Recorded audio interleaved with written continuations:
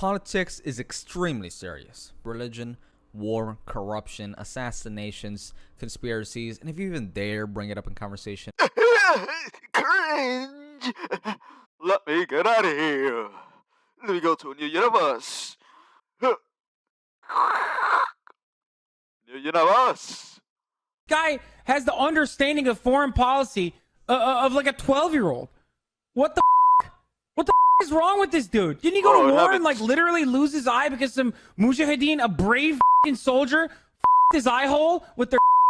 Isn't that how he lost his eye? Because he got his eye hole.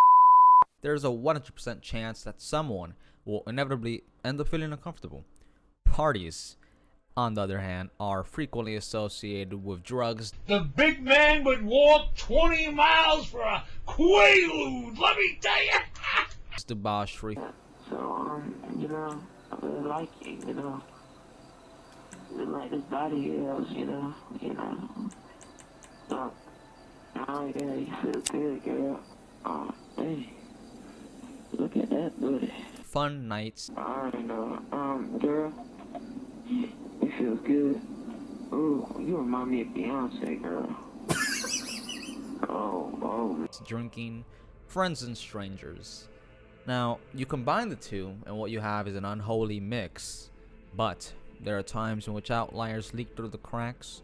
Political parties so exciting, so innovative, that you twirl your hair and shake in ecstasy as hope for the future surges within you. As you probably could have guessed by this moment, I have decided in 2020 to run for president.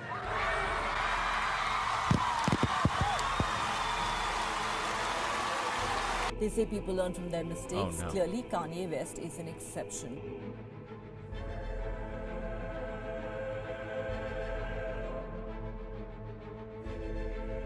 What if, in the years 1987 through 1998, there were to be a Canadian political party that was lemon-centric?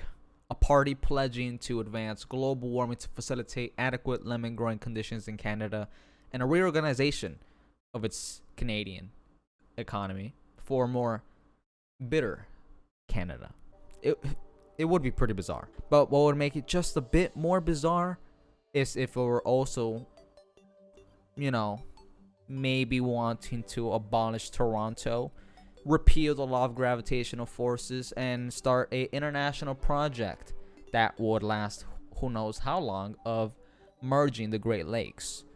Now, that would be a truly out of the ordinary party.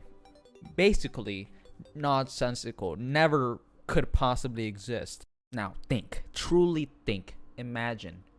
It's the 80s, Australia, and there's this deadly serious party. What do they want? Killer penguins. Why? To defend themselves from who? Messy country. And not only that, solve aging with an age freeze. And to keep morale up for an immortal population, they're gonna have only funny people in government. Now, the only shame is that, unfortunately for the world, this vision could never have been fulfilled, as it was deregistered not even a decade later. Just 8 years after its conception, actually not my fault, only 4 years after its conception, it was taken down for not meeting the 500 members. Unfortunately, there wasn't 500 visionaries.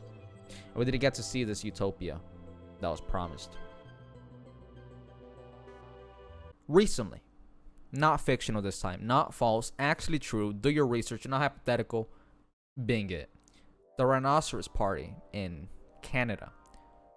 Now, here's a party that I don't know if you guys may know, but promises to not follow through any of its policies if it's somehow they were to be voted in.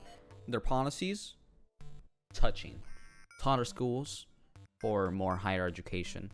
No crime because there are no laws. Every Canadian citizen will need to leave their doors and windows open with air conditioning on to fight global warming. The number one priority? Well, they have many. National defense, the economy, education, employment, environment, justice, Canadian heritage, health, public security, and finally, the international relationships of Canada. a truly visionary political party that you very rarely see in Canada and in the Western Hemisphere. Now, if you were to ask me, Brandon, what is your favorite political party that's ever existed, that could possibly ever exist, that actually has existed before? My answer would be Pat Paulson's campaign for presidency. Pat Paulson is a funny man and possibly the most charming presidential candidate to ever exist. Ladies and gentlemen, the next president of the United States, Mr. Patrick Layton Paulson. Let us now, at this moment in history of these United States, take stock of the problems that face mankind. Man's soul cries out for release from the past degradations of the human spirit. Man's heart cries out for goodwill and understanding. Man's will cries out for strength against the forces of bigotry and oppression. Man is a crybaby. But he is crying for a change. And that is why we can be so... Only have a minute here. And that is why we can be so confident of victory. We know that when the votes have been counted on election night, the word will go out to the four corners of the world, proclaiming that Patrick L. Paulson has been swept up in an overwhelmingly unanimous presidential draft and sucked into the White House. Thank you.